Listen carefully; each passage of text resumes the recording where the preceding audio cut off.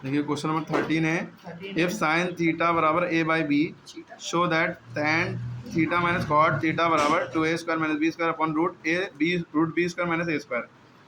देखिए ये आपको करना है, ठीक है। अब आपको हिंट जो दिया है वो साइन थीटा बराबर a अपॉन बी दिया है, यानी कि साइन थीटा का फॉर्मूला था परपेंडिकुलर अपॉन हाइपोटेन्यूज। तो परपेंडिकुलर ए हो गया, हाइपोटेन्यूज बी हो गया। हमने डायग्राम बनाया, परपेंडिकुलर की वैल्यू ए हो गई, हाइपोटेन्यूज की वैल्यू बी हो गई। हाइपोटेन्यूज ये होता है ना, बेस निकालना है। पहले बेस पता होगा तो हमें tan थीटा कॉट थीटा निकालने में आसानी होगी।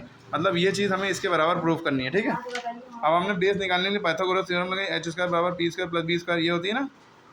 अब एच की वैल्यू क्या दी है बी, तो एच की जगह बी स्क्वायर लिखा, स्क्वायर लगा ना, लगा दिया, बराबर पी की जगह क्या लिखा है ए की जगह इसका स्क्वायर लगा दिया क्योंकि इसमें स्क्वायर लगा, प्लस बी माने यहाँ पे बी माने बेस है, बेस की वैल्यू जो है नहीं दी है तो बेस स्क्वायर लिख दिया।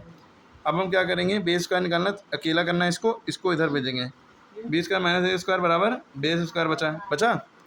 अब ये बेस स्क्वायर चाहे इधर कर दिया है, यहीं पर रखा है, आप यूँ कर दिए, ठीक है। ये इधर लिया है, ये इधर लिया है, बेस स्क्वायर बराबर ये इसका इधर लाएंगे, स्क्वायर इसका था, इधर जाके रूट बन गया, ठीक है। तो ये बेस की वैल्यू आ गई, यानी कि रूट बेस की जो वैल्यू आ गई root B square minus A square.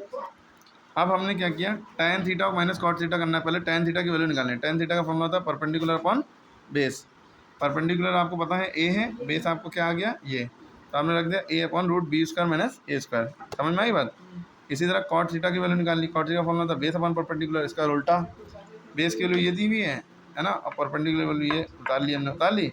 अब इन दोनों को क्या करना है, माइनस, क्या करना है minus. tan theta minus cot theta, ये उतारा tan थीटा की जगह, माइनस कॉट थीटा की वैल्यू ये है, ये उतारी है। अब इन दोनों में एलसीएम लेंगे, क्या लेंगे एलसीएम, ए और रूट बी स्क्वायर माइनस इसका, ये पूरा एलसीएम आ गई, यही दोनों चीज़ें एलसीएम आ गई। अब क्या करेंगे, रूट बी स्क्वायर से रूट बी स्क्वायर कट जाएगा, बचेगा ए, उस ए से इसके ऊपर जो ए है उसको मल्टीप्लाई किया है, ठीक है। ये वाला माइनस यहाँ पर लगाया, फिर ए से ये ए कट जाएगा, क्या बचा root B square minus square, इसको यहाँ पर लिखा इसके ऊपर, और इसके ऊपर जो था उससे मल्टीप्लाई कर दिया, ठीक है। यही लॉजिक होती है ना।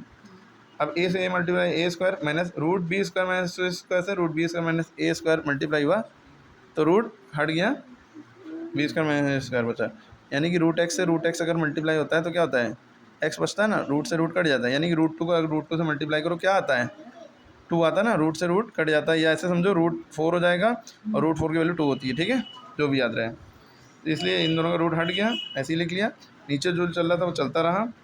अब क्या है, अगले स्टेप में minus plus minus, minus minus plus, ठीक है। अब देखिए अगले स्टेप में A square plus A square, ये हो जाएगा 2a square minus B square, upon जो लिखा था वो लिख दिया। यही प्रूफ करना था आपको, ठीक है। आप चले यहाँ से थे और कहाँ पहुँच गए, यहाँ पहुँच गए, ठीक है। और यही तो प्रूफ करना था, tan थीटा में cot थीटा घटाएं तो ये आए, ठीक है। आई होप सो ये सवाल समझ में आ गया हो। फिर से वीडियो देखिए समझ के, आराम आराम से, तो बार बार समझने से समझ में आता है।